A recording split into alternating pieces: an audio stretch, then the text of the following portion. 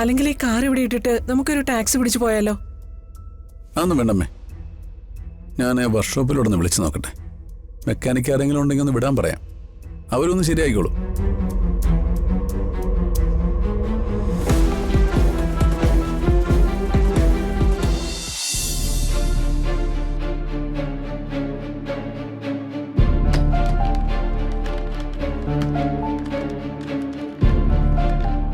ചേച്ചി, മോളെ ഞാൻ ചേച്ചി ഏൽപ്പിച്ചിട്ട് പോകുന്നേ. അവളുടെ കാര്യം ചേച്ചി ശ്രദ്ധിക്കുമല്ലോ അല്ലേ? അതെന്താ നീ അങ്ങനെ ചോദിച്ചേ? ഗൗരിമോളോട് എനിക്ക് അത്രയ്ക്ക് സ്നേഹമില്ലെന്നാണോ നീ വിചാരിക്കുന്നേ? എടി, സ്നേഹമില്ലാത്തോണ്ടല്ല. നീ ടിവിയിലും മൊബൈലിലും നോക്കിയിരുന്ന് സമയം കളയുമ്പോ മോളുടെ കാര്യം മറന്നു പോകരുത്, അത്രേ ഉള്ളൂ. രാജീവിന്റെ കാര്യത്തിൽ എപ്പോഴും ഒരു ശ്രദ്ധ വേണം. മരുന്നൊക്കെ കറക്റ്റായിട്ട് എടുത്തു കൊടുക്കണം. 2 ദിവസം കൂടുമ്പോ ആ മുറിയൊന്ന് തുടച്ച് വൃത്തിയാക്കാൻ വേണം. ഞാൻ അതൊക്കെ ചെയ്തോളാം. നീ ഇതൊന്നും ആവർത്തിച്ച് പറയേണ്ട കാര്യമൊന്നുമില്ല. ഇതുവരെ നീ അതൊന്നും ചെയ്ത് കണ്ടില്ല, അതുകൊണ്ട് അതൊക്കെ ഓർമ്മിപ്പിക്കേണ്ടി വരുന്നത്. അമ്മയോടെ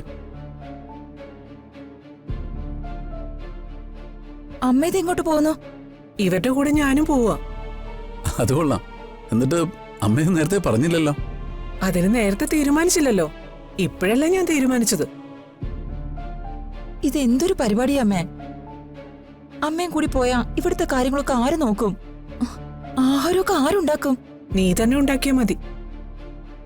അപ്പൊ ഗൗരിമോളെ രാജീവേട്ടനെ നോക്കുന്നതോ? അതിനിടയ്ക്ക് ഫുഡൊക്കെ ഉണ്ടാക്കാൻ എനിക്ക് ഇവിടുന്ന സമയം. നീ മൊബൈലിൽ നോക്കിയിരിക്കുന്ന സമയം മതി, ഒരു സദ്യ ഉണ്ടാക്കാം. അപ്പോ അമ്മ എന്നെ ഇവിടെ ഇട്ട് പീഡിപ്പിക്കാൻ തന്നെ തീരുമാനിച്ചു അല്ലേ? സാധാരണ എല്ലാ പെണ്ണുങ്ങളും നിന്നെ പോലെ തന്നെയാ. വീടും കുട്ടികളും ഭർത്താവിന്റെ കാര്യങ്ങളും പിന്നെ അച്ഛനും അമ്മയുണ്ടെങ്കിൽ അവരുടെ കാര്യങ്ങളും കൂടെ നോക്കി നടത്തുന്നവരാ സാധാരണ എല്ലാ വീട്ടിലെ സ്ത്രീകളും. ഇത്രയും കാലം ഞങ്ങൾ വെച്ച് വിളമ്പി നീ ഉണ്ടില്ലേ, ഇനി കുറച്ചു ദിവസം നീ സ്വന്തമായിട്ട് ഉണ്ടാക്കി കഴിക്കാൻ നോക്ക്. പിന്നെ ഗൗരിമോളുടെ കാര്യത്തിൽ എന്തെങ്കിലും കുറവ് വരുത്തിയാ നീ എന്റെ കയ്യിൽ നിന്ന് മേടിക്കും. നിങ്ങൾ എന്റെ അമ്മ തന്നെയാണോ? നിനക്കതിൽ എന്തെങ്കിലും സംശയം ഉണ്ടെങ്കിൽ അത് അങ്ങനെ തന്നെ ഇരുന്നോട്ടെ. മതി മതി മതി, രണ്ടാളും കൂടി. അമ്മേ, അവന്തിയെ വരുന്നുണ്ടല്ലോ, പിന്നെ ഇപ്പോ അമ്മയും കൂടെ വരേണ്ട കാര്യമില്ല. എന്തെങ്കിലും ആവശ്യമുണ്ടെങ്കിൽ പിന്നീട് വന്നാൽ മതി. ഓ, അതൊന്നും ഞാൻ നിൽക്കുന്നത് പോലെ ശരിയാവത്തില്ല. മാത്രല്ല, മോൾ അവിടെ ചികിത്സയ്ക്ക് പോയി കിടക്കുമ്പോ എനിക്കിവിടെ കിടന്നുറങ്ങാൻ ഒരു സമാധാനവും കിട്ടില്ല.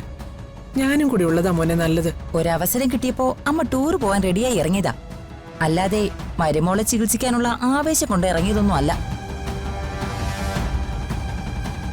അവിടെ ആവുമ്പോ അമ്പലവും ആശ്രമവും ഭജനയൊക്കെ ഉണ്ടാവുമല്ലോ. അതിന് തന്നെയാ പോകുന്നത്. ഇവിടെ രാജീവും ഗൗരിമോളും മാത്രല്ലേ ഉള്ളൂ. അവരുടെ കാര്യം നോക്കാൻ നീ മതി. ഞാനിത്രയും വയസ്സായില്ലേ, ഇനി പുറത്തേക്കൊക്കെ ഇറങ്ങി കുറച്ച് കാഴ്ചകൾ ഞാനും കാണട്ടെ. ഇനി അതിനെക്കുറിച്ച് തർക്കം വേണ്ട. അമ്മയും കൂടി പോരട്ടെ. വേണമെങ്കിൽ 2 ദിവസം കഴിയുമ്പോൾ തിരിച്ചിങ്ങ് പോരാല്ലോ. ശിശിരിച്ചി, മോള് സ്കൂളിൽ നിന്ന് വരുമ്പോ ഞങ്ങളെ കാണാതെ വിഷമിക്കും. ചേച്ചി അവളെ ഒന്ന് പറഞ്ഞ് മനസ്സിലാക്കണേ. ഞങ്ങൾ അവളെ ചേച്ചി ഏൽപ്പിച്ചിട്ടാ പോകുന്ന. ഞാൻ നോക്കിക്കോളാം, പോരെ? നിനക്ക് ഓർമ്മ തിരിച്ചു കിട്ടിയ ആജീവനാന്തം അവളെ ഞാൻ തന്നെ നോക്കേണ്ടി വരും. എങ്കിൽ പിന്നെ ഇറങ്ങാം. വാ.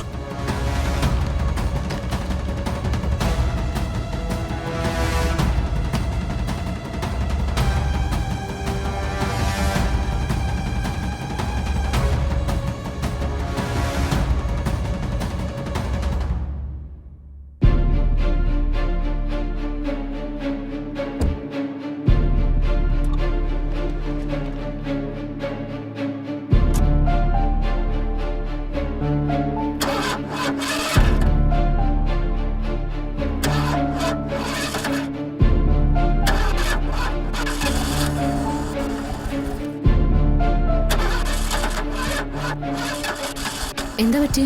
വണ്ടിക്ക് എന്തെങ്കിലും കുഴപ്പമുണ്ടോ? ഇല്ല, ഇന്നലെ കൂടെ ഓടിയൊന്നും വണ്ടിയല്ലേ. ഓ, ബാറ്ററി ഡൗൺ ആണെന്ന് തോന്നുന്നു. നോക്കട്ടെ.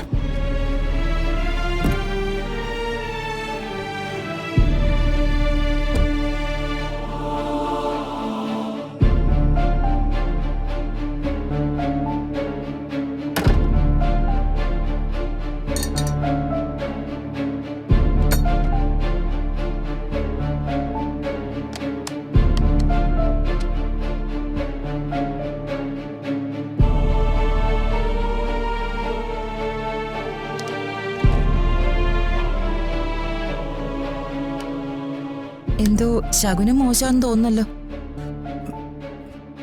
നീ നിന്റെ കരുനാക്കെടുത്ത് വളയ്ക്കല്ലേ ശിശിരേ. ഇതിപ്പോ ശരിയായിക്കോളും.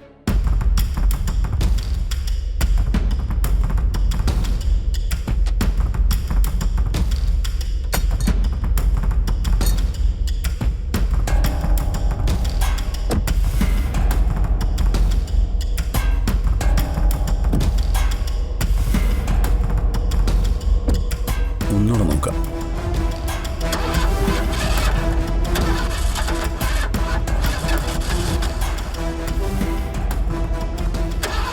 എന്താടി മോനെ, വണ്ടി സ്റ്റാർട്ട് ആവുന്നില്ലേ? ഇത് നമ്മൾ വിചാരിച്ച ശരിയാവും തോന്നുന്നില്ല. മെക്കാനിക്കിനെ വിളിച്ചേ പറ്റൂ.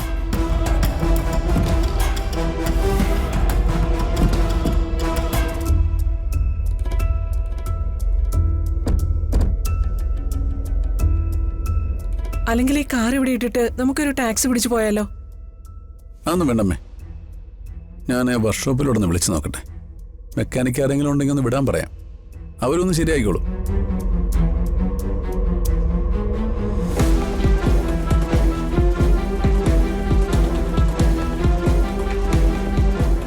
ആ ഹലോ, വർക്ക്ഷോപ്പല്ലേ?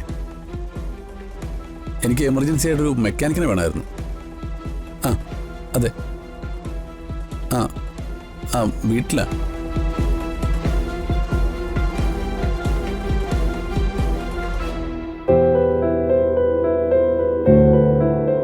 അവന്തിക അസോസിയേറ്റ്സ് ചാരിറ്റി രംഗത്ത് ഒരുപാട് കാര്യങ്ങൾ ചെയ്യുന്നുണ്ട്.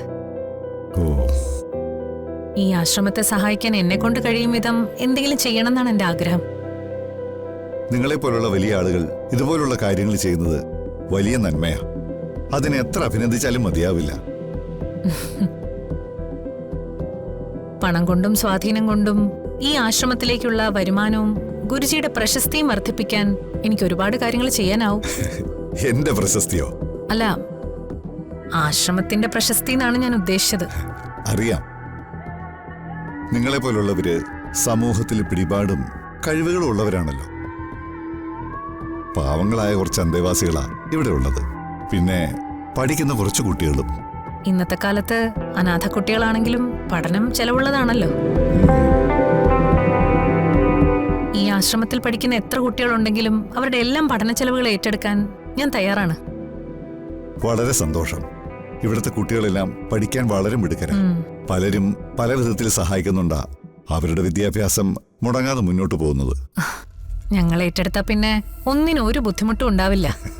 അതറിയാം. പക്ഷേ ഞങ്ങളെ ഇങ്ങനെ സഹായിക്കുന്നതുകൊണ്ട് നിങ്ങൾക്ക് എന്താണ് ഗുണം?